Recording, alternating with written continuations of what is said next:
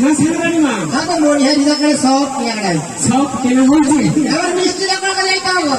মিষ্টি দোকান খুব ভালো দোকান হয়েছে। আবার ছানার মিষ্টি লাগবে। একদিন খাওয়ার ছাড়া বড় বড় একদম রসগোল্লা তো একদম বড় বড়, তারপরে সব ছানার মিষ্টি। আগে যে দোকানের মিষ্টি খেয়ে করতে হবে তারিফ, সেই দোকানদারের নাম হচ্ছে রত্নেশ্বর বাড়ি। ও বেচারা ওটা থেকে আগে খাই দেখিল বা তবে যদি মিষ্টি লাগবে কই ফেলাই তো মিষ্টির হাঁড়ি যদি ঠিক মতো নেবো। ঠিক ঠিক, এখন হাঁড়ি নেবো নি, সব প্যাকেটে করে নেবো। প্যাকেটে নেবো।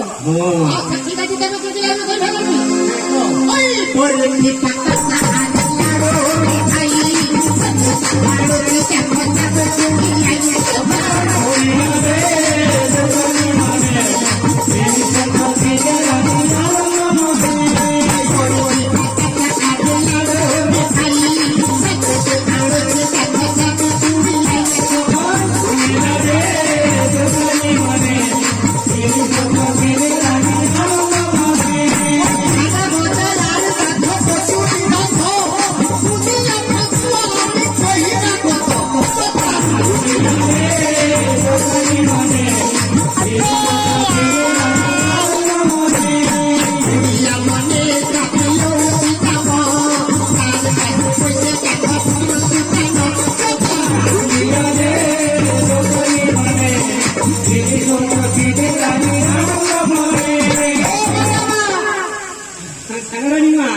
মিষ্টিটা কেনাকাটা হয়ে গেল।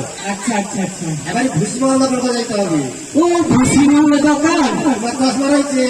হ্যাঁ ঠিক কথা, আমার চশমা যেই দোকানে ময়দা বস্তার ভিতরে রয়েছে সেই দোকানদারের নাম কয়টি শুনো।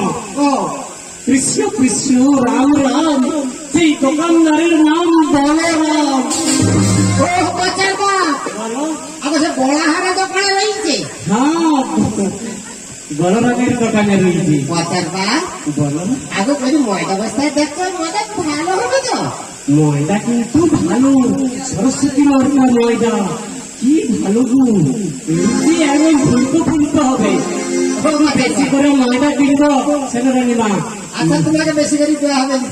80 পিস। 80